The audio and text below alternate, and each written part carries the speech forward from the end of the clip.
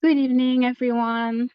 Thank you very much for joining us for the last event, the closing event of Breaking Barriers Refugee Week, organized by the University of Leicester.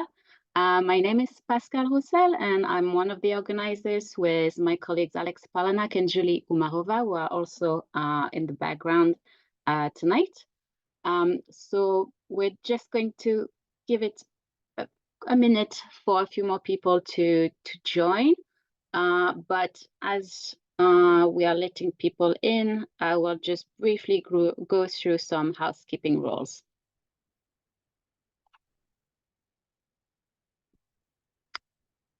So you will not be able to unmute yourselves.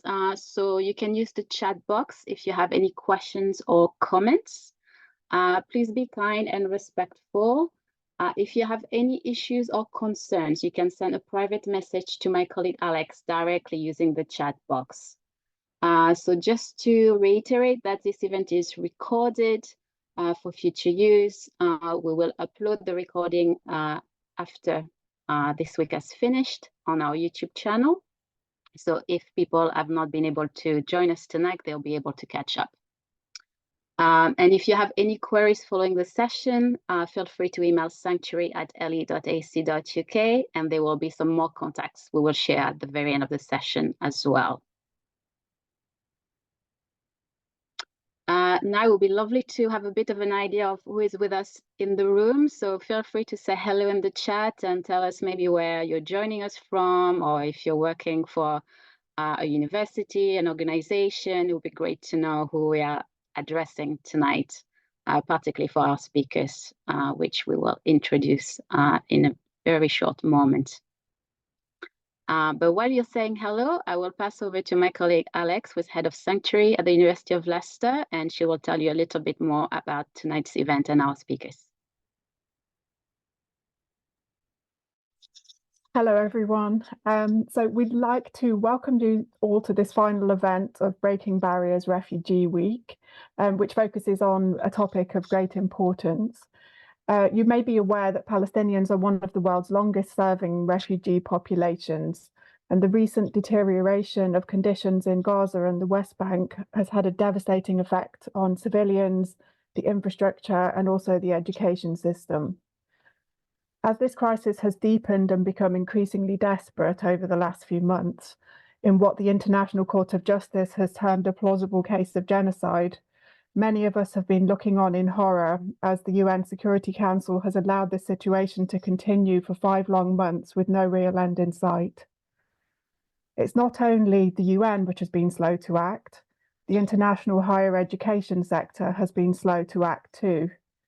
For example, when the war on Ukraine started in 2022, UK universities were quick to mobilise to provide support, which resulted in the development of twinning initiatives, scholarships, fellowships, and other similarly supportive initiatives in a short space of time.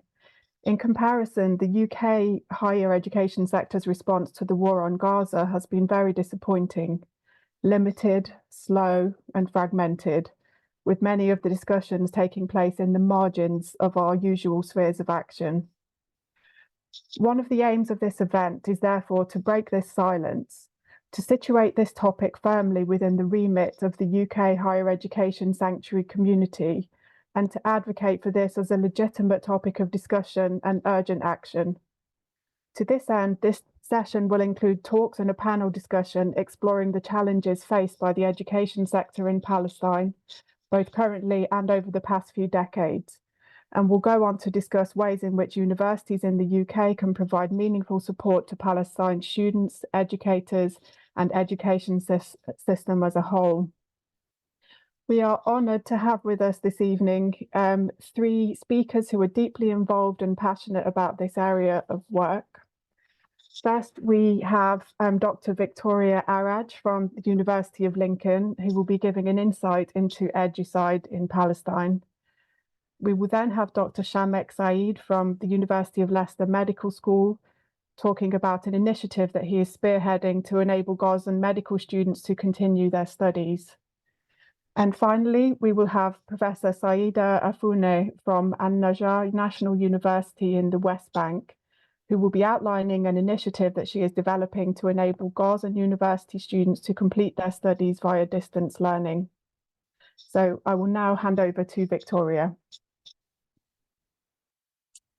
Thank you so much. And on the eve of International Women's Day, I would like to thank the University of Leeds Sanctuary Seekers Unit for raising awareness of the current situation in Palestine, and particularly the focus on education. We do know that women in Palestine are largely more educated than men, and 13% hold university degrees compared to 9% of the male population. In Gaza, Palestinian women are doctors, academics, engineers.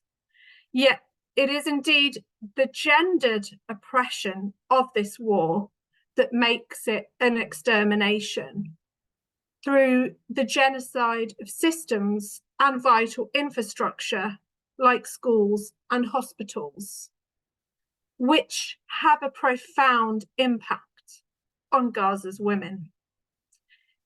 In South Africa's case at the ICJ, the International Court of Justice, where Israel is being investigated for genocide, South Africa have noted that 70% of Gaza's dead are women and children.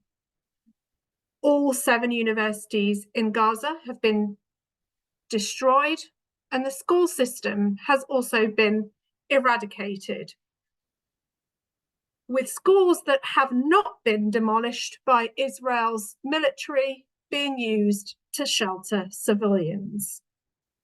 Please, can we go to the next slide? My name's Victoria Araj.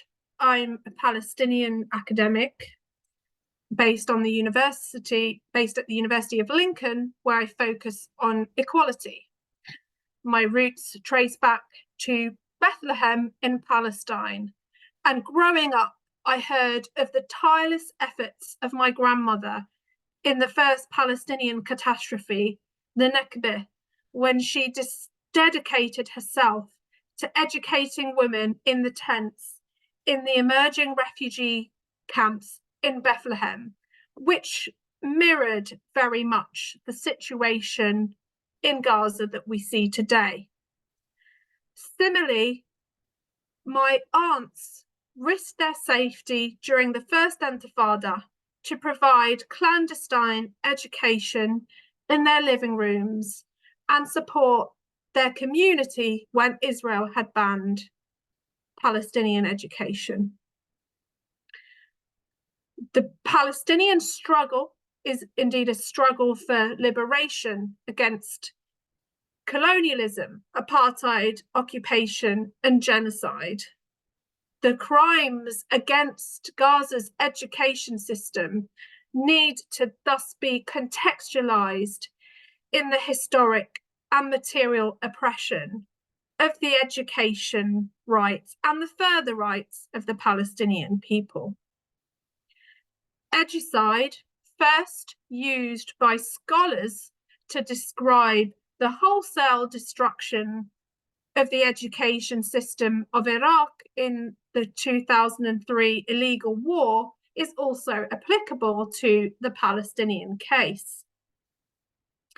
Since the 2003 illegal war in Iraq, it was then proposed by scholars of international law, such as Rula Alusi, that Educide should be picked up by the ICJ and ICC, and a debate emerged amongst scholars around the genocide of systems, with Educide being the wholesale destruction of an education system and therefore a new crime. I wonder if perhaps there had been some accountability of the crimes against Iraq, there would not be such a resounding silence from British higher education about the Educide of Palestine. On the current crime of Educide in the rest of Palestine, outside of the Gaza Strip, it is evident that the education system is a target. And we see that Britain, the US, and other Western countries are complicit in the erasure of Palestinian education rights, culture, learning, and knowledge production throughout historical Palestine and the areas occupied by Israel in 1948, and also in the refugee camps outside of Palestine, such as in Lebanon and Jordan, with Palestinians being denied their culture and their rights, their culture, their self-determination, and their right to return. And the systemic nature of the Educide emerges when the framework includes the situation of Palestinian scholars and students in places such as the UK, Germany, and the US. Of course, we know that Palestinian erasure takes place through the destruction of libraries, the control and apartheid of cultural production, museums, and the historic theft of Palestinian books and objects, historical objects. It also includes the erasure of a Palestinian future through the denial of digital rights, digital space, and the denial of Palestinians of the use of technology. However, what we need to understand that also Educide is not an isolated genocidal act, but a systematic continuation of both racial capitalism, imperialism, and the destruction of the ways of knowing, sites of resistance and knowledge and cultural production of colonized peoples. And we are no different as Palestinians to other peoples who have suffered from the British Empire and its legacy. Here we will discuss the extent of Educide in Gaza and then the rest of Palestine from and before October 2023, the complicity of academic institutions in the UK, and then talk about ways the academy can both confront this Educide and the genocide. Next slide, please. Since 1948, the history of education in Palestine has been a testament to the Palestinian people's resilience amidst adversity. Despite displacement and dispossession, they have steadfastly upheld the importance of education as a tool for empowerment and resistance. The United Nations Relief and Works Agency formed a network of schools in Palestine and the Arab diaspora from 1950 onwards in refugee camps. However, since 2022, according to UNICEF, over 300 Palestinian schools in the West Bank and Gaza, in the West Bank and East Jerusalem, were at risk of demolition or seizure by Israeli authorities. Additionally, according to data from the Palestinian Ministry of Education, before October, 58 schools had been damaged or destroyed by Israel in their wars from 2008 to 2022. These numbers represent more than just physical structures. They represent the targeting of educational institutions, depriving Palestinian children and students of their right to learn and grow in a safe environment. When Israel launched its genocide in October 2023, it also accelerated its Educide in the Gaza Strip and has attempted to completely eradicate the education system.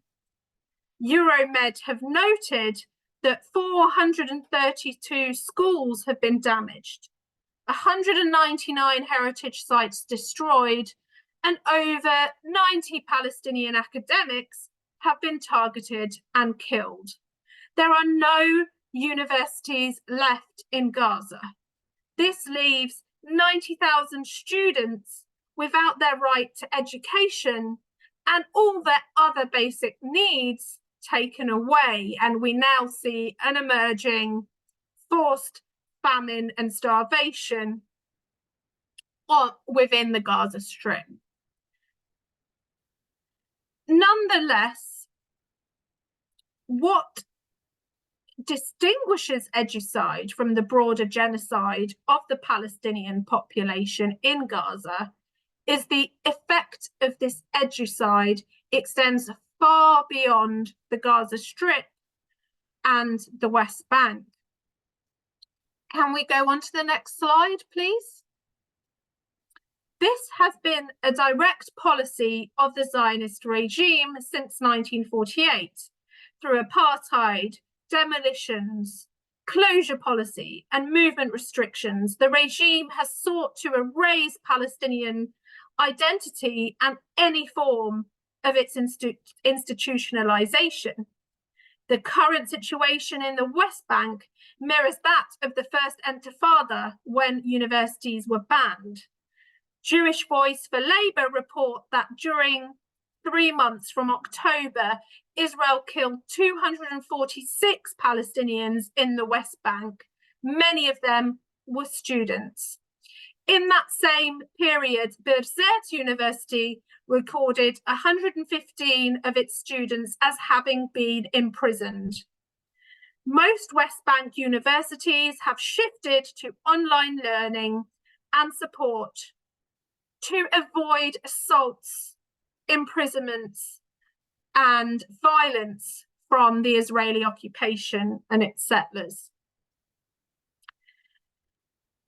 20% of Israel's population are Palestinian, and Palestinian students studying at Israeli universities are not spared from repression. For example, NPR reported on January the 30th that 8 students had been suspended from the University of Haifa for expressing anti-war sentiments. Also, there has been an increase in racist hate crimes against Palestinians on campus as far-right student associations gain traction. As we have noted, a high level of Palestinian students, both from schools and universities, are detained without charge in Israeli jails. Birzeit University note that since the year 2000, more than 12,000 Palestinian children under the age of 18 have been detained. While in prison, access to education is disrupted and heavily restricted. And in the case of children aged between 16 and 18, no education is provided.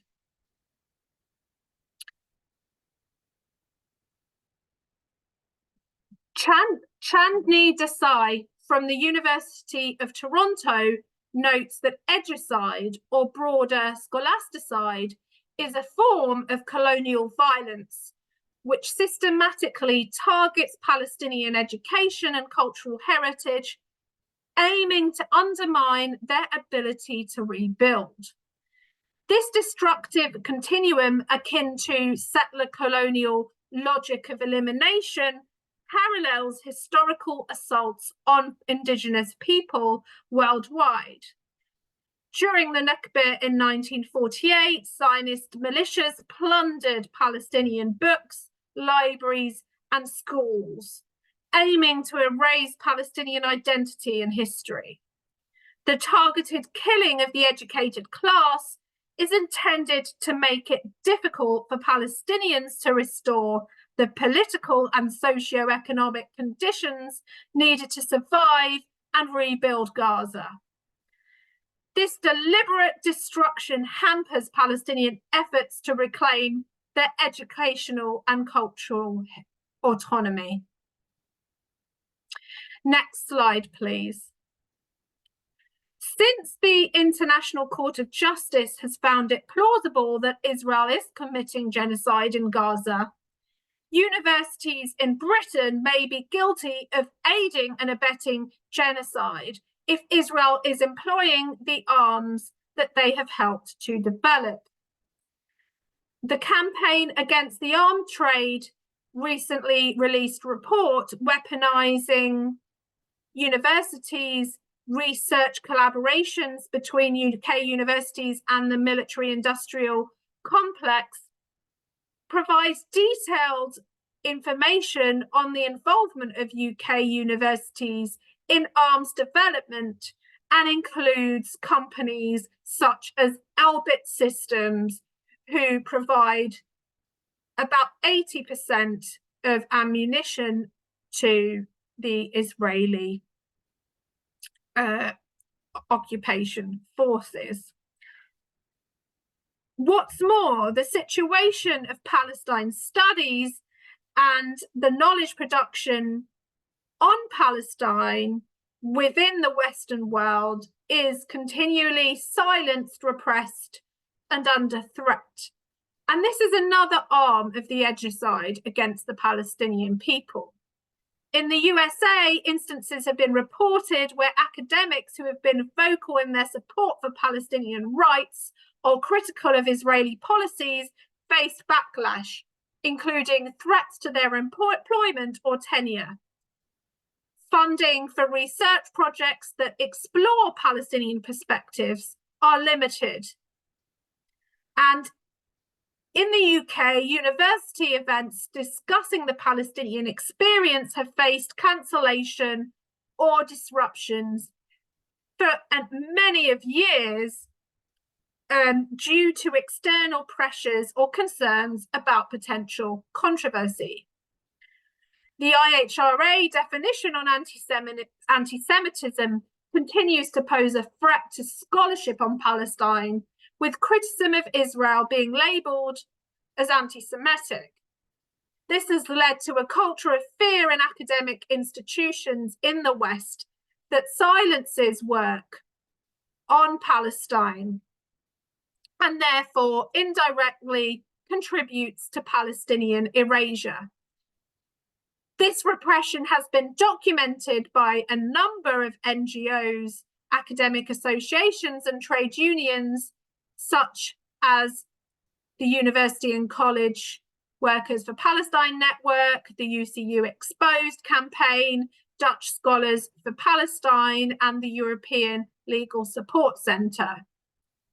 The situation of Educide in Palestine highlights the importance of superseding the legal definition of genocide with Lemkin's original sociology of genocide.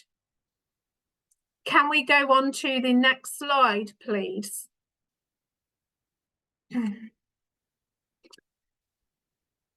Rashid and Short 2012 note that if the originator of genocide studies, Lemkin's sociology, becomes the ground on which future genocide investigations are built, education systems can thus be protected. They note that through this sociology, the situation beyond Gaza, such as education in the West Bank, could, rather than Educide, also continue genocide. Can we go on to the next slide, please? Dutch Scholars for Palestine have noted that in light of the historic ruling of the International Court of Justice, it is the duty of third state governments to immediately implement the orders of the ICJ. This also means that third state institutions such as universities that uphold the principles of international law are required to prevent complicity in acts of genocide. It is a well-known fact that all Israeli universities and many Israeli corporations are aiding and abetting the Israeli government and military and are profiting from Israel's illegal siege on Gaza and are thus complicit in genocide.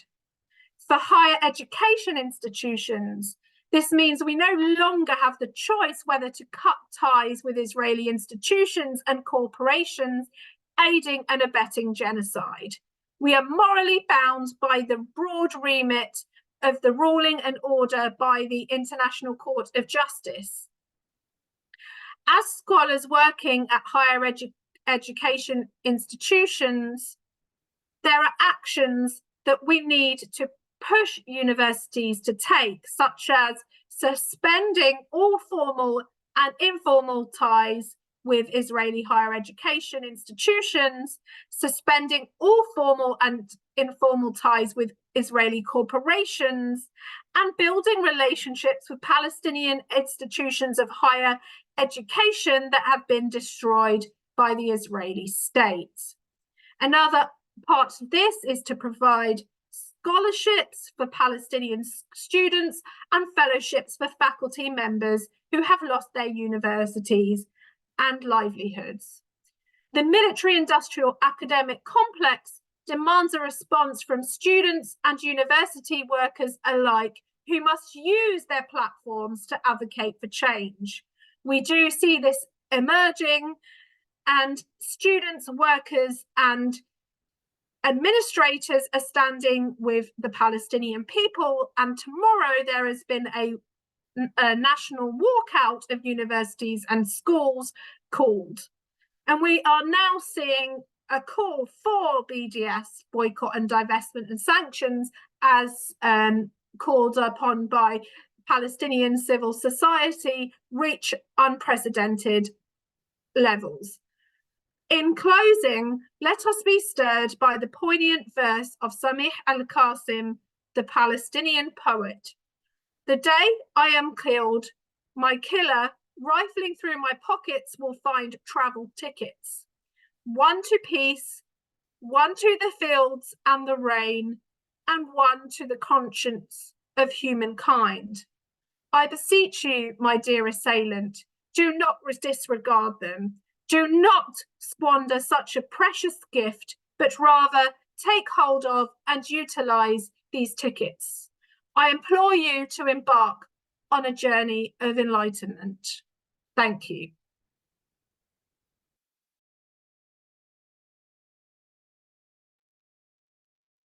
Thank you so much, Victoria, for that really comprehensive overview of the dire situation facing Gaza and other parts of the Palestinian education system at the moment, just to see how deeply entrenched this Educide is.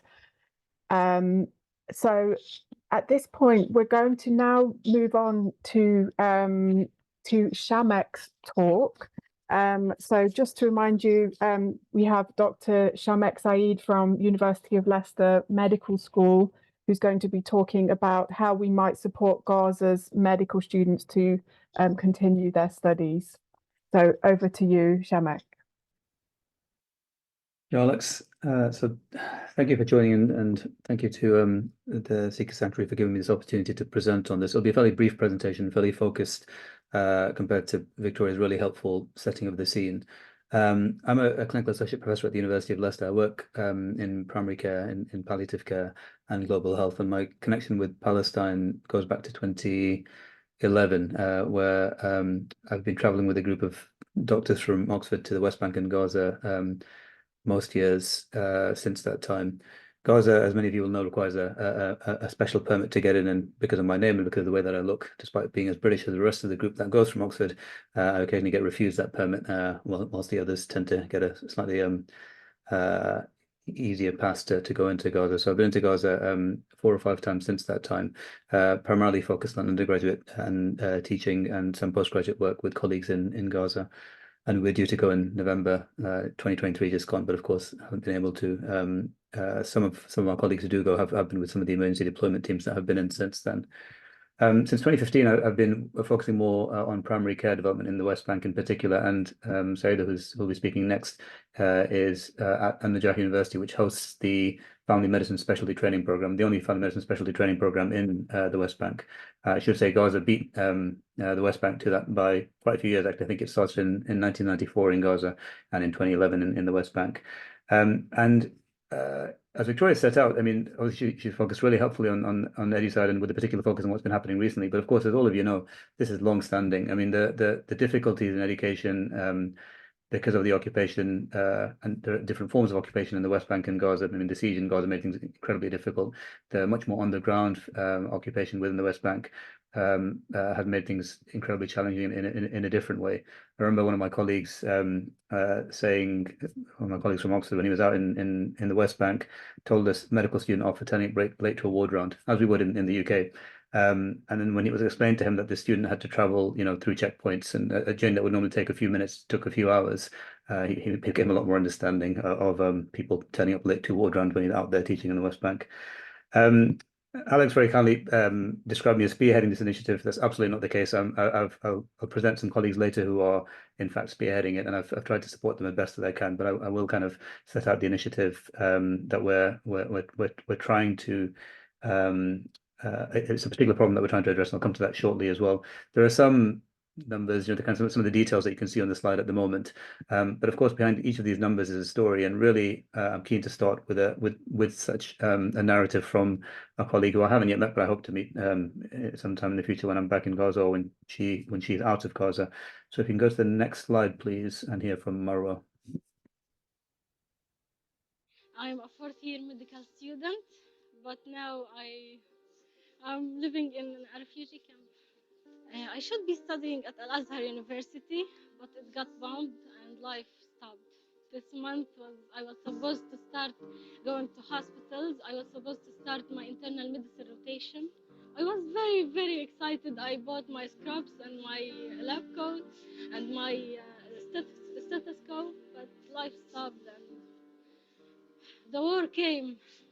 Now life is very difficult. No sleep, no food, no water, no electricity, no life. It's survival, barely surviving. It's not life. I dreamed of being a surgeon. Yesterday I was telling my sister, I dream of a world where a doctor shouldn't or wouldn't have to do surgery without any anesthetics, or wouldn't have to see his patients die because there is no electricity. I dream of a world where medicine can save people of devastation and death. But I fear this dream is not possible. I pray that they could look at us as humans, not just political situations and political conflicts. We're humans. 2 million people trapped, nowhere to go. We should be more valuable to the world than this. We have lives, and we should be able to live our lives.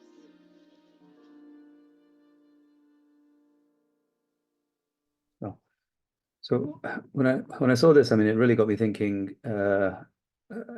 Despite everything that was going on, whether there was anything that we could do from outside of Gaza. I know many of us felt. I mean, of course, the situation is horrendous. Then it's become even worse, and many of us felt very helpless and at a loss as to what we could possibly do. And I would recommend and it's on Instagram and Twitter. But if you Google Gaza Medic Voices on Instagram, you'll see a collection of voices from healthcare colleagues in Gaza that we've been trying to, again, the colleagues that I mentioned from the group from Oxford have been trying to collate to ensure that despite the communications blackout, despite the difficulty in hearing from colleagues in Gaza, that we're trying to get their voices heard. So I'd certainly recommend that as a resource, just so we can continue to hear those voices from Gaza, despite efforts to silence them. If we can go to the next slide, and I'll just show a few images of what's been happening. I mean, again, Victoria's already touched upon this, but there are two well-established medical schools, and one more recently established in Gaza. This is Al-Azhar University, which I know Hussein's on the meeting as well, so he'll correct me if I'm mistaken. But this was the first medical school established in Gaza in 1999, if I'm not mistaken. This is one of the buildings, and you can see the destruction that's been wrought on that building. If we go to the next slide, please. Islamic University of Gaza 2006, if I'm not mistaken. The image on the left shows how it was before and then thereafter in this most recent episode of attacks on Gaza. But actually, again, as Victoria's touching upon, this is not since October the 7th. The image on the right, you'll see the date stamp on there, August 2014. The same university, the same building, hit in 2014. You can see the windows were blown out there. The destruction to the building wasn't quite so extensive. You can see how much more extensive it is this time around. And Victoria's touched upon, every single university has been hit. If we go to the next slide, please. This and if we can start the video as well, please. Thank you, Pascal. This is Al-Isra University. I hadn't realized until Hussein informed me actually that they were just about to take their first cohort of medical students this year. So this would have been the third medical school in Gaza. Of course, that hadn't been possible. This was occupied by the Israeli forces for 70 days. And there's been a lot of criticism because that was a demolition from within the building. And if a building is safe and secure enough that the forces can be in there for 70 days, it begs the question, why did it have to be demolished? And again, it relates back to what Victoria has very aptly described as Educide. So if you go to the next slide, please, and this is my final slide, just to kind of talk through the initiative itself. So why just medical students? And that's something which I've asked myself and others have asked me as well. Why are we focusing on now? I'll talk to the initiative in just a minute as well. I mentioned earlier this thing about this kind of feeling of helplessness and thinking about what one could possibly do. And I think what we can do is try and work within our area of expertise, our area of knowledge, our area of influence potentially. And I guess I know medical education, that's what I work in. And I mean, I've been, like I mentioned earlier, I've been traveling to Palestine for many years, and I know something about the medical education scene and situation there. And of course, it was already very challenging even before everything started recently. So I guess that's for me why I'd started. Please go to the next bullet point, please. I reached out to, so Oxpal is a group that I've known for many years since they were established. It's a collaboration between students and clinicians, medical students and clinicians in Oxford, with pretty much all of the medical schools in Palestine, the West Bank and Gaza. And they started off kind of doing distance learning, and then more recently they've moved towards kind of on-site visits, various things around evidence-based medicine, lots of initiatives, and colleagues from Oxpal, and they are the ones who are spearheading this. When everything started, and when we've talked about the numbers, there are 600 something thousand students who aren't being educated at the moment, about 90,000 students in higher education, and probably about 2,500 medical students. This is just Gaza alone. Of those 2,500, Oxford has started collating data of those who are externally displaced in particular. Now we've since moved to those who are internally displaced, of course, which, as you all know, is the vast majority of the Gazan population at the moment. We have data on about 100, just over 100 medical students who are externally displaced from Gaza, meaning either they managed to get out from Gaza, generally through Rafah and into Egypt, or they were stuck outside Gaza. So they're outside Gaza already on just before October the 7th, and then of course couldn't get back in. So for example, there were students, there was one student who was in the UAE, one student who was in Italy, I think, for an elective, and therefore unable to get back in. So there were a number of students who were stuck outside and couldn't get back in. Some of them on medical electives, for example, and who'd just gone out with enough to support themselves for that period of time. And then, of course, financially and again, we'll come to the finance in just a minute, we're in a really, really precarious situation. So Oxford collating this data, trying to find ways of supporting these students. And I've joined that initiative to try and really find a way to, these students, unfortunately, I mean, given the destruction of these medical schools, and we're not just talking about physical infrastructure here, we're talking about the most important infrastructure, the human infrastructure, the people. Faculty have been killed. Doctors have been, we're not just talking about doctors, but healthcare workers more generally killed and even abducted. I mean, we've, I don't know whether Victoria touched upon it, but there are thousands of people, as many of you will know, in what's kind of euphemistically called administrative detention, basically held hostage by Israel without charge. And this has been, for months. And this again predates October the 7th. I mean, there were more than 1,000 held under administrative detention even prior to that, and that number has increased by thousands since then. And that has been happening. There have been numerous reports, authoritative reports of that within the media. So that human infrastructure to allow for medical education, even, and we pray that ceasefire comes soon, even after that comes and the rebuilding starts, that returning to medical education for these students is going to be incredibly challenging. So the initiative basically was to say, for those who are externally displaced, can we find ways for them to get back into medical education somewhere in the world? And we've been reaching out to institutes, countries, so ministries of education across the world. And I'll touch upon that briefly in just a minute on the very last bullet point. But of course, there are numerous barriers associated with that. And if you just go one by one on these, Pascal, please. So financial, of course, is a huge one. Not the biggest one. You may think it might be, but it's not the biggest one. The financial, of course, because students have had to leave where they were, the externally displaced students, without access to family and family source of income, and of course, at worst, and this is not an uncommon scenario, of course, the breadwinners within those families, of course, themselves have been killed, and at best, their source of income have dried up, so they're unable to support the students who would previously have been being supported by their family members. So there's the financial aspect of it, there's the logistical aspect of it, which even after we overcome, if you just come to the next bullet point, please, the regulatory side of things. So the regulatory side of things basically is that medical school, as you all know, is or medical studies are very, very heavily regulated, understandably, in every country. So for a student to transfer from one medical school to another, from one system to another, can be very, very challenging. So in the UK, as a particular example, a student who studied in Gaza or Palestine, in many countries in the Middle East, their Shahada Thanawiyya, their kind of high school leaving certificate, is not recognized as equivalent to A-levels or international baccalaureate here, for example, in the UK. So they couldn't just apply through UCAS and get into medical school. They'd have to go through a foundation year or sit those exams to get into medical school in the UK. They can't directly transfer. There's no accreditation of prior learning. They'd have to start all the way from the beginning. And for students who are in the lower years, that might be a possibility. But for those students who are in their 40th year, 50th year, 60th year of medicine, clearly that's a huge setback. So we are looking in the UK, but we're looking also in countries in the region. So for example, Egypt, there's a school there that's offered to take students in. Jordan, there's a school that's offered to take students in. Turkey, the Ministry of Education there actually has sent a letter to all universities there saying, asking schools there to accept students as visiting students if they're able to make their way to Turkey. And of course, that's the logistical challenge. So even if we get overcome that regulatory barrier, we're now facing challenges for these students who, in many cases, left without any kind of documentation. The universities servers are down, the universities themselves are destroyed. They can't get access to their transcripts, can't get access to their deans in many cases who can vouch for who they are, because faculty are scattered across Gaza, so it's very difficult to get a hold of them because the communications blackout. So even if we get acceptance for them in schools across the world, the ability to get refugee status, to be able to travel, to get a visa for those countries, that's proving yet another barrier. So the progress thus far, I mean, I've touched upon it briefly with Turkey, for example, Jordan, Egypt. We are looking in the UK as well. We're looking in other countries, particularly in the region. But at the moment, despite having collected the data, despite having made some progress with some of these institutions, we're now meeting some of these logistical barriers that I mentioned. And the financial side of things, Oxpal again has been doing a great job reaching out to individuals, charities, organizations, countries to try and find funding. Turkey, for example, the school in Egypt that I mentioned has offered to reduce their fees by a half and potentially even less. Turkey has offered a fee waiver effectively for the medical schools who are taking these students in.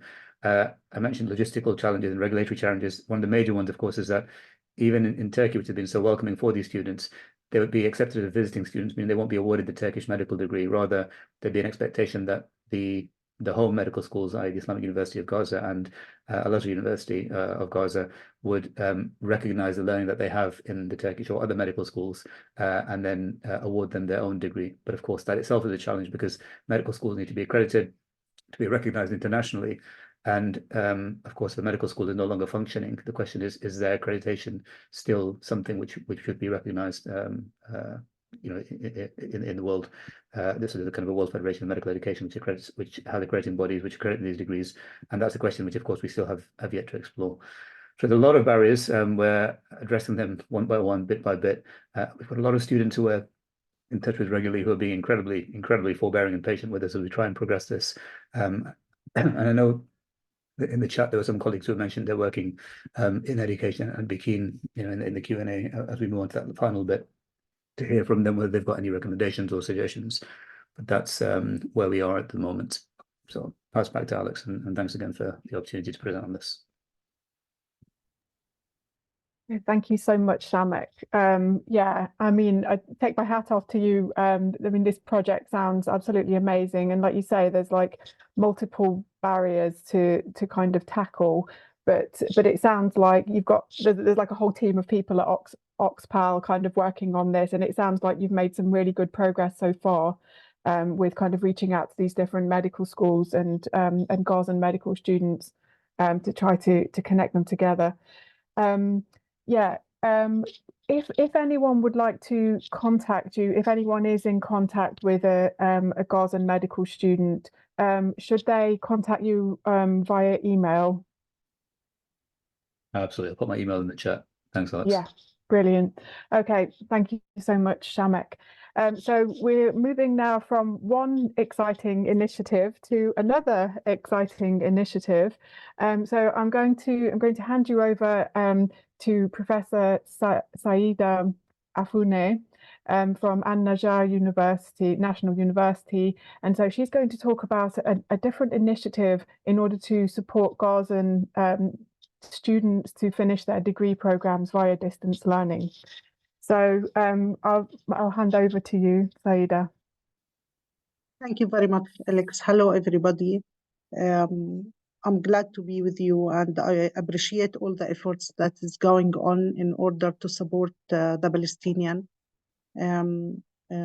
Salam to everybody from the place that is fighting for peace and lack peace. I'm going to start by telling a short story that happens to me maybe 20 years ago. When I was enrolling in higher education as my first year, and then the Intifada started, and then all the university have been stopped. And so everybody in An-Najjar University, Birzeit University, all other universities have been locked, and we were searching for places in order to be able to continue our education, and the initiative of community education started as a way. I'm telling this story not because my situation look like what happened in Gaza. It's a bit, it's very much different, but I'm telling that to say that the story of the right to education have been violated since many, many years in Palestine, and it's continued to be violated. And despite of all of that, we are trying to continue our education. I will start my presentation now to talk about the hope of a new initiative that may be able to support continuing the education in Gaza, despite of everything going on. Just to shed, please, the next slide. As Victoria was explaining, I'm not going to shed more light on that because Victoria has described it, all the current situation. There are more than 70% of schools and university have been destroyed, and more than 600 students have deprived of their right to school education, and 90,000 university students have lost their access to education, which is not only that, but all the university have been damaged partially or totally. The schools have been also damaged. Even we are talking about the right to education, even the right to life have been deprived, because many of the students, many of the professors have been killed. So the situation is very, very, really very bad, and action is needed. Next, please.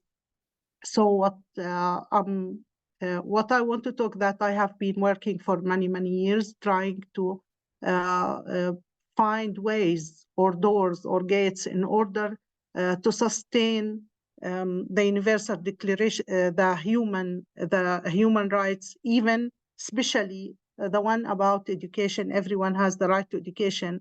It has been violated for Palestine for many, many years. All the four themes of this right have been violated now and previously. But despite of all of that, I'm very proud to say that we continue as a Palestinian to be one of the best educated people, because we look at education as a tool for our hope, as a tool for our future. And we continue to find different ways in order to access education, in order to access even quality of education. So this is why this initiative has come on, because we want to continue to survive through also education. Please, next. This slide, I'm talking about different description for the education system in Palestine. Each word here, it could be explained in one book. So if I want to explain about the deterioration of education, I can, because there is a lot of damage, there is a lot of dropout, there is a lot of lack of infrastructure, there is a bad quality of all the process that is going on. Students can't access school, even in West Bank, and I'm talking West Bank, Gaza, and Jerusalem. So this has affected all the situation in Palestine in the education system, and there are different types of challenges. I can't stop talking about what types of challenges that we have. Even school children, when they are going to school or to the university, they need hours and hours in order to reach their schools and university, even before October. And until now, of course, in Gaza it has been stopped, but in West Bank, many universities have moved to online education. I'm proud to say that when we plan for our education, we plan for it as we are living in a stable situation, which is maybe amazing, but at the same time, it's affecting the quality of education. But when we act every day, we are acting as we are under crisis, since we face the reality every day while we are trying to do things. So we put wonderful plans, and then we face the reality and the resistance in order to be able to implement these plans. And we need to act as we are under crisis. But this is very important, that Palestinians never and will never lose hope.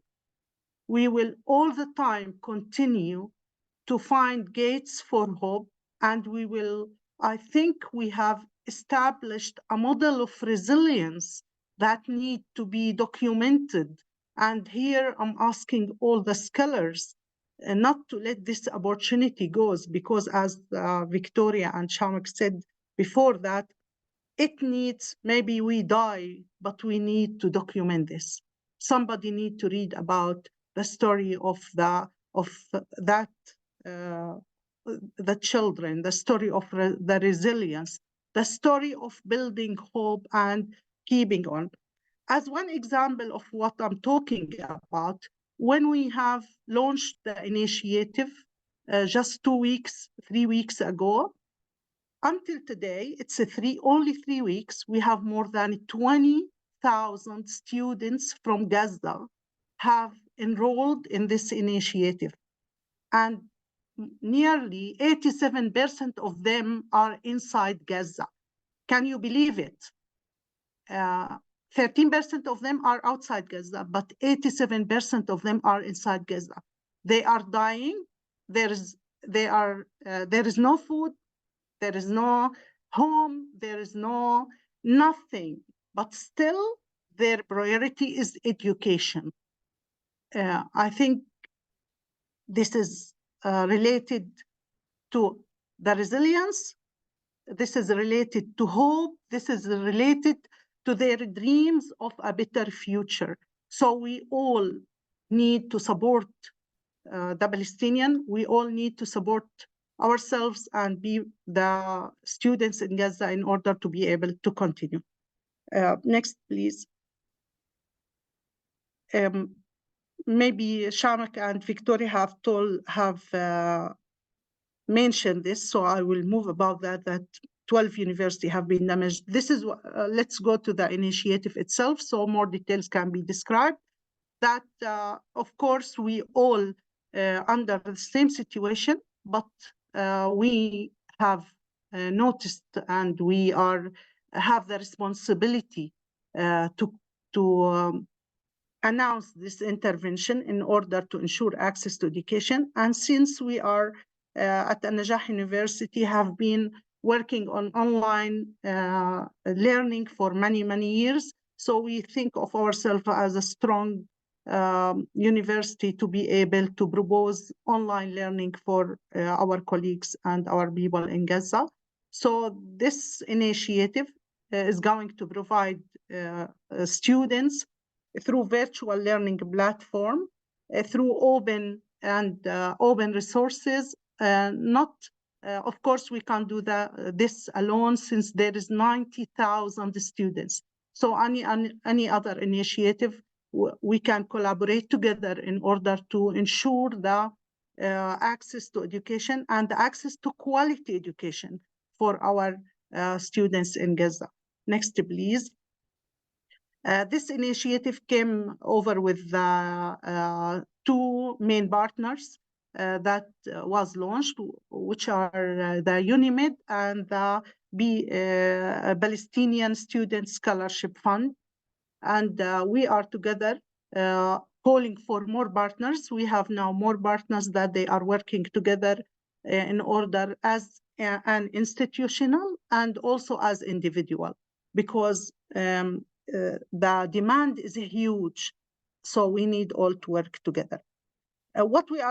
The objective of this initiative is to establish virtual class rooms, to have a platform so that all students can have access to it in a way that is online and offline, because the infrastructure in Gaza is not, as you all know, have been all damaged. So we need to ensure the access. Also, as a beginning, what we are working on now is to do need assessment. As the same initiative with Shamikh, there is a lot of barriers and a lot of struggles in order with the logistics issue. So we need to know what types of need, what is the educational needs, what's the obstacles, in order to be able to plan in a better way. And this is the stage where we are now in, that we are analyzing the system and analyzing the needs of the students. And it's very important that we should be very flexible, because the medical students is different from the social sciences students, different from, according to each sector, it needs to be different circumstances, and also the theoretical subjects are different from the practical subjects. So it should be very flexible. So we need to think together in order to find solutions for these different topics. Next, please. Thank you. This is why we are leading this initiative. We have a leading education in crisis situation, since we have been in crisis for all our life. So we have developed our own model for crisis. And we have also a good experience in online learning. The most important thing that we are feeling the same. We have been, our university have been closed and damaged, and we have been in that situation for many years. So we know what's going on. So we have a social and national responsibility in order to be able to deal with this situation. In Nablus, the city where is Al-Najah National University, for the last year or 9 months, there has been a closure around it until now. This city have been under closure, and the students, they can't totally attend the university. So we moved online and we are running the system. So we think that we know how to do it. But at the same time, we can't do it alone. We need to do it together. So from this platform, I'm calling for collaboration in order to be able to succeed in this initiative. Next, I'm going to talk about the important thing and this is for all initiative that about enrollment and recognition. The institution, higher institution in Gaza have been damaged, but they should be honored, and we need to keep their structure there. So what we are going to do is not to replace them. We are going to have the students as a visitor, and then the recognition will be from their side. So what we are doing now is to have focal point from each institution in Gaza and communicate with them in a daily basis in order to have a good planning. And at the same time, the students will be recognized and graduate from their side, from their original universities, not from other universities. And this is very important because we don't want everybody to leave their original universities. And there is thousands of scholars that they need to also, we need to think about them. So it's not about only the students, also the scholars that they have lost their jobs, and some of them have lost their lives, unfortunately, peace upon them. Next, I'm going to talk about the action plan, which is we are moving with this. We have for the funds, we have started with the Palestinian Students Scholarship Fund, and they are supporting with that, but we are looking for more. We have finished the need assessment stage about the types of students, which specialism they are from, where they live, if they have all the infrastructure or not. Some of them, they can't, they have only maybe half an hour online because there is no internet access, there is no electricity. Many of them, they don't have any smart devices. So we are thinking of all of that as an obstacles and as a way we need to plan for them, how we can do that. So we are thinking of two models of online and offline in a different way. While establishing the virtual classroom, we keep in mind the need assessment that we are doing and the needs of the students. Of course, since we are in the same country, the curriculum, we know a lot about the curriculum going there, but we need to do it in a different way. That is, especially when we are talking about a crisis situation. We are not talking, I think when we talk about topics, we need first to start with the psychological and mental support. So the curriculum itself should be designed in a way that suits their needs and their mental and psychological situation, since they have been, exposed to many, family loss, to being outside their homes. Maybe some of them have been injured or different things. So we need to think of their psychological and mental support.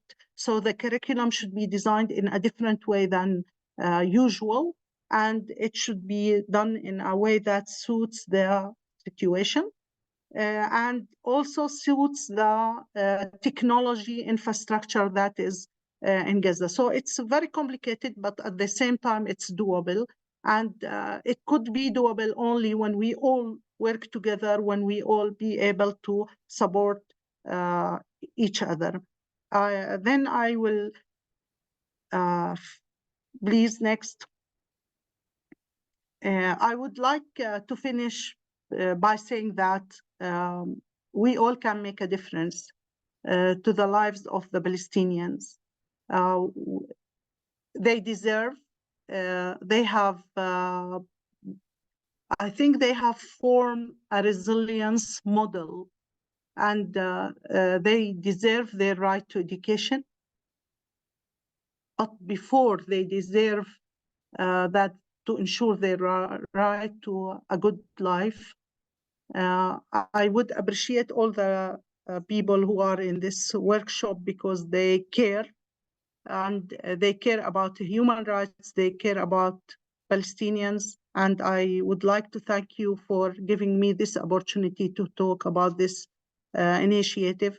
I'm open for any questions, and I look forward to receive any kind of demand for collaboration in different types, like as individuals. You can volunteer with your time, with your expertise. As institution, you can be partnered with our institution in order to ensure education. Thank you very much. Thank you so much, Saida. And yeah, we're just so honoured that you were able to come here today, to join us from the West Bank and to share this really important initiative with us. I mean, it's so amazing that 20,000 Gazan students have already signed up to this. I mean, that's just incredible. And it just shows, it just gives an indication as to what the demand might be for this. Because I know that there are a number of kind of individuals and universities across the UK who are asking, what can we do to help? What can we do? And this is such a brilliant, concrete initiative. And like you say, it's totally appropriate that this is being run by your university with the expertise and with the knowledge of the education system in Gaza.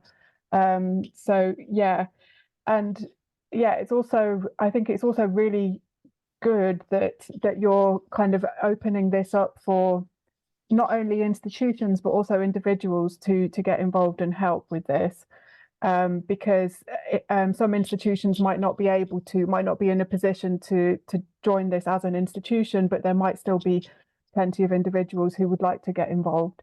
So yeah, it looks like a really accessible kind of model. So yeah, thank you very much, and thank you to all three of our speakers. I think that's given us a really kind of comprehensive overview of what the situation is, and two really exciting initiatives that people might be able to get involved with. So at this point, then we're going to open it up to questions. So if anybody has any questions for any of our speakers, please pop them in the chat. So as you know, you're not able to unmute yourself. So yeah, if you could just put it directly into the chat, then we can address them that way. Oh, in fact, we do already have a question actually in the chat from Mariam, who is asking, I think this is a question for Saida and possibly also for Shamek. How would we overcome the language barrier, or is that not an issue? Yeah, in Palestine and universities, there are some courses that is taught in English and some courses that is taught in Arabic. All the scientific topics like medicine, engineers, science, also business, the schools, they are educated in English. The others, they are educated in Arabic. So this could be managed by this way. Yeah. Okay, yeah, that's really good to know. Yeah, Shamek, I think you've got your hand up. So Saida's already said medicine in most of the Arab world, bar Syria, Qatar might be moving to it as well, is taught in English. So even if we're trying to get students in schools outside of in other countries in the Middle East, then medicine will still be taught in English. The challenge is when they go to countries like Turkey, for example, where English is still often used as a medium, but of course, when you're doing clinical medicine, your patients speak the language of wherever you are. So one does need to learn the local language if they're studying medicine ultimately. But the other aspect of this, so Saida, it'd be very helpful to catch up with you later as well. So we're working on a transitional training program, a blended learning program in the West Bank for primary care practitioners. And initially, when we started it, we ran some focus groups to get a feel for what healthcare practitioners, primary healthcare practitioners in Palestine, because we assumed medicine, English will be fine. But actually, one of our early focus groups, there was an interesting split amongst the groups that we were running. Some people saying run it in English because people need to learn medical English and so on, academic English and so forth. And then I remember one doctor saying, "Al-asl huwa al-fahm." The actuality of the thing is that you got to understand what's going on. So ultimately, we ended up creating the blended learning program bilingually. So now it's available in both English and Arabic. So there may be scope, if we're developing stuff, of course, there may be scope to develop things bilingually as well. Yeah. Okay. Yeah, that sounds like a good solution. Sorry, Saida, were you going to say something else on that point? I think one of the things that we can call for is the translation. So we can develop, when we are doing the courses, we can maybe we can use the AI in order to support the translation in some cases when we are doing virtual classes. For now, I don't look at it as an obstacle, since we can find different solutions for it. Yeah. Okay, thanks very much. So I can see we have another question in the chat from Wessam about mental health and trauma. So, because Saida, you touched on this in your talk. You were talking about how you were going to have to take into account people's severe trauma, like when you're designing the curriculum and any kind of additional support. So, how do you see that working? Like, what kind of ideas are you thinking of in terms of supporting people with that? Because that seems to be a huge issue. Yeah, I think it's an urgent issue and it's a priority. So before thinking about formal education, we need to think about the well-being and the mental health of the students. So what we are thinking of is to try, either we find an open source about to support students in a crisis situation, through different ways, or we can develop a course. So what we are thinking of is that either we can develop it from scratch, or we can try, we are searching for any open source or any course that is already developed, so we can be able, that students can access before starting their formal education, because this is really a priority. We need, despite of all the high spirit that they have and their motivation for education, still we need to be aware of all the challenges that they faced and all the scene that they have witnessed. In order to be able to have a good quality of education, they need to be work with. Let's say we need to work with them before, either through a course or through different workshops. This is one of the priorities. Yeah. Yeah. I mean, are you thinking of, like, for your teachers, the teachers who are going to be teaching these students, that perhaps those teachers might need some training in, how best to relate to these students? This is one of the main themes that any initiative should consider, is the capacity building of the tutors themselves, not only on the subject matter expert that we need. They need also to know more about the crisis situation in order to be aware of the things going on, since the perspectives, the meanings. Yesterday I were in another workshop, we were talking about the change in the meanings of all the concepts in Gaza. The meaning of the right, the meaning of the education, the meaning of the institution itself, even the meaning of home and the meaning of humanity.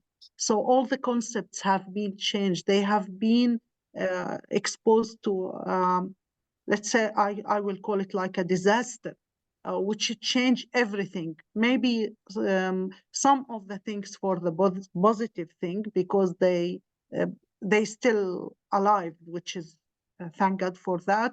But at the same time, and they have a community collaboration together and solidarity.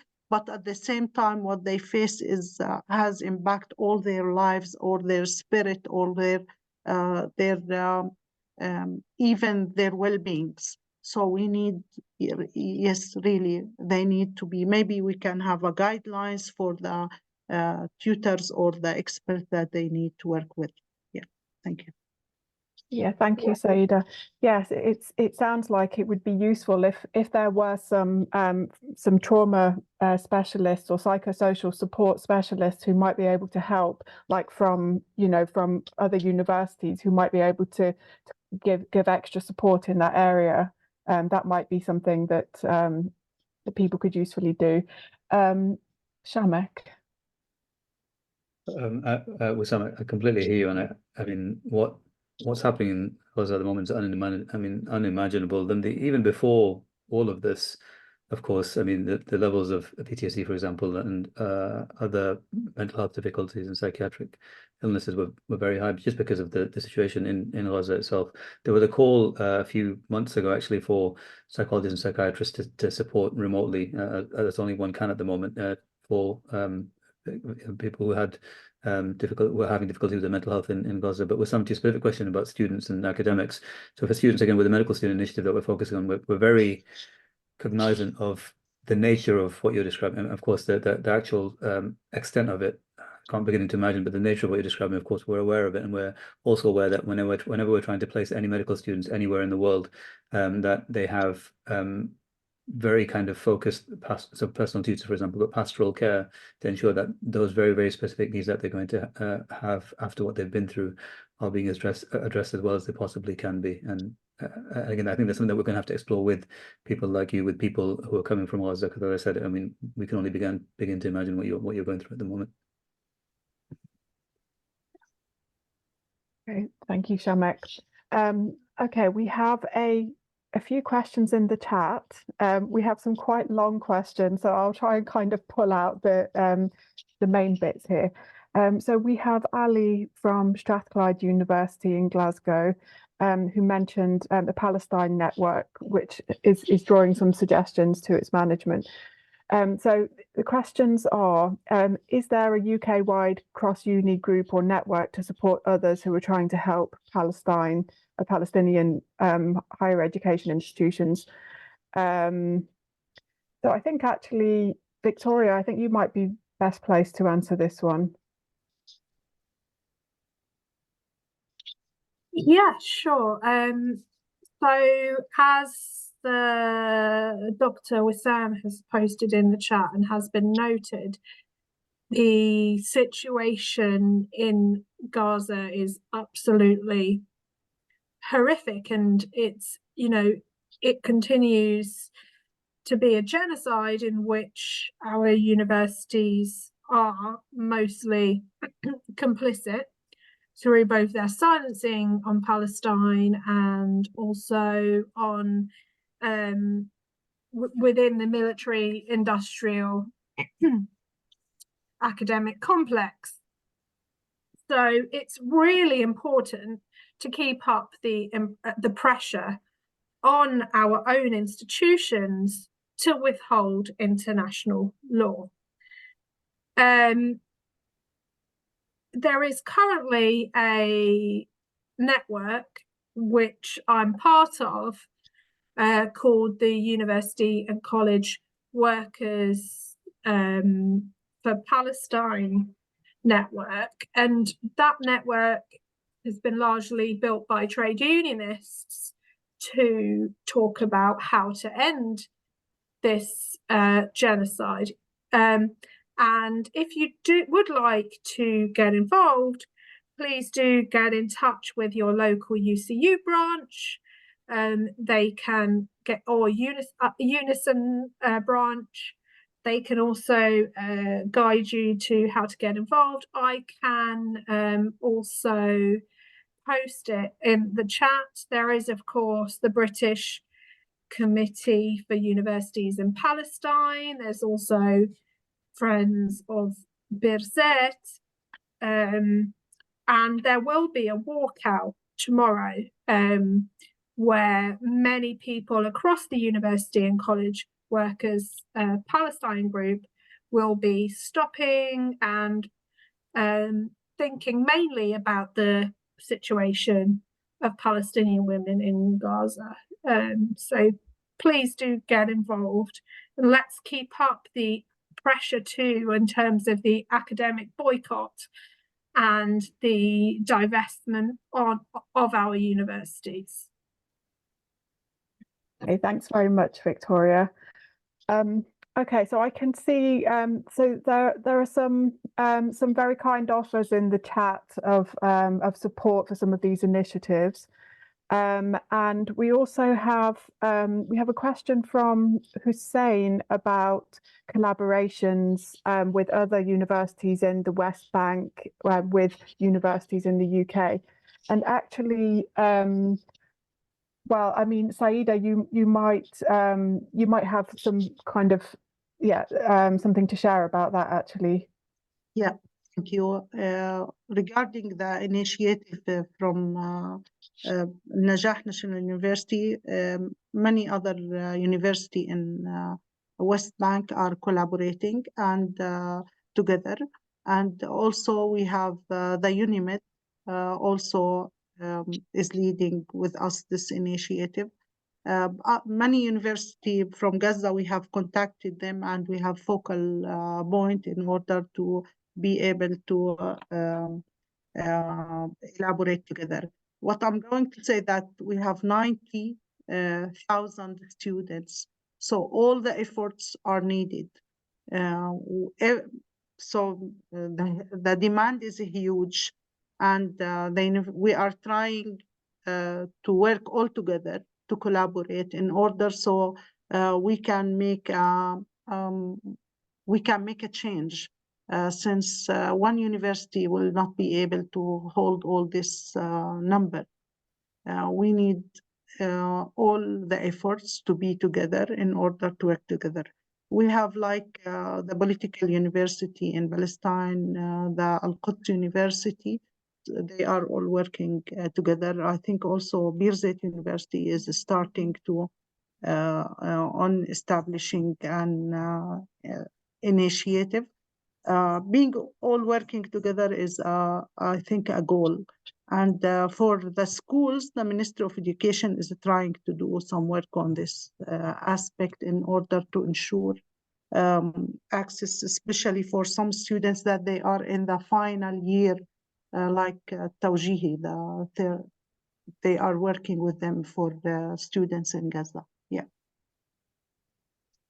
Okay, thank you very much, Saida. So that's really encouraging to hear that that all the universities are kind of working together already to see what they can do to support.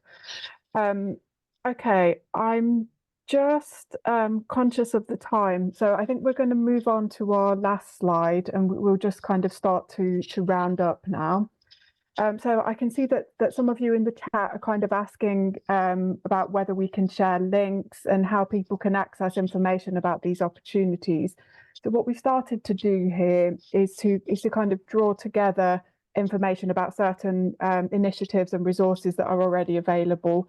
So you can see here in the first column, there's some information about scholarships which are available to Palestinian students in the UK.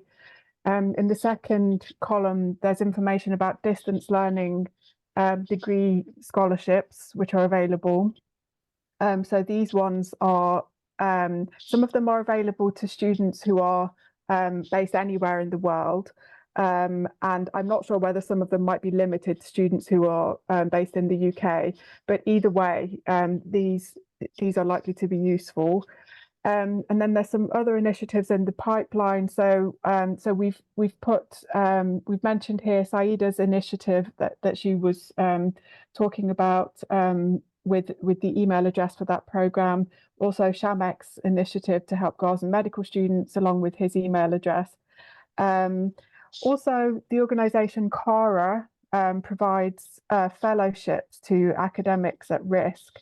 And are likely to be starting to provide some of these fellowships to Gaza medical students when it's possible to get people out.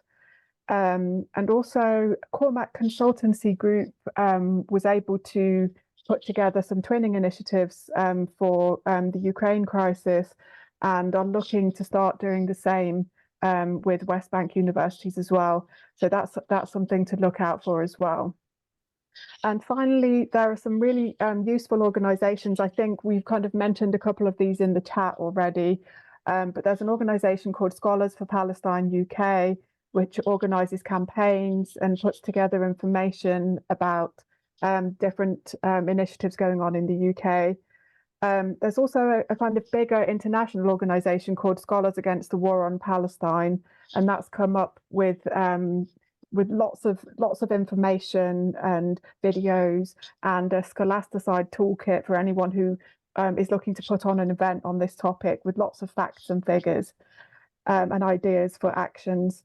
And finally, there's the University and College Union Ceasefire Now information page, which kind of is a bit of a repository for different things going on around the UK, and different issues that we might want to lobby on, and petitions and things like that.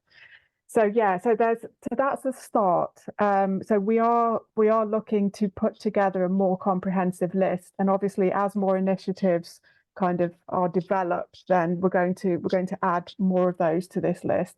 But we will send this out to everybody in the email that we send after this event with the recording. I will just check with all of the presenters that it's okay to share the slide deck as well, along with the recording. And there's obviously lots of useful links that you can access that way. So just to say then, thank you so much to our three speakers. This has been, like I said at the beginning, this has been such an incredibly important event.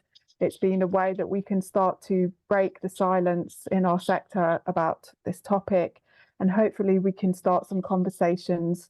I hope that we've managed to kind of raise awareness of the severity of the situation, and also that there's some cause for hope as well, because of these initiatives that we've been hearing about that are being developed. And so yeah, we will do everything we can to put the word out about these initiatives and to get more universities involved. So thanks again, and thank you to everyone for coming and for contributing in the chat. And we'll be in touch with you soon with the post-event information. Thank you. Thank you, Alex. Thank you all. Thank you. Thank you, everyone. We close the event. I just wanted to mention, so this year the UK universities, Palestinian University of Sanctuary, have tried to align the dates of their Refugee Week. And so we have, there's been a webpage has been created listing all of the events run across all UK universities during this time. So you've got a QR code here that will take you to that schedule. So we are reaching the end of our Refugee Week, but there are still some other universities running events, as you can see on this slide. So we also would like to encourage you to join them. Thank you all, and have a good evening.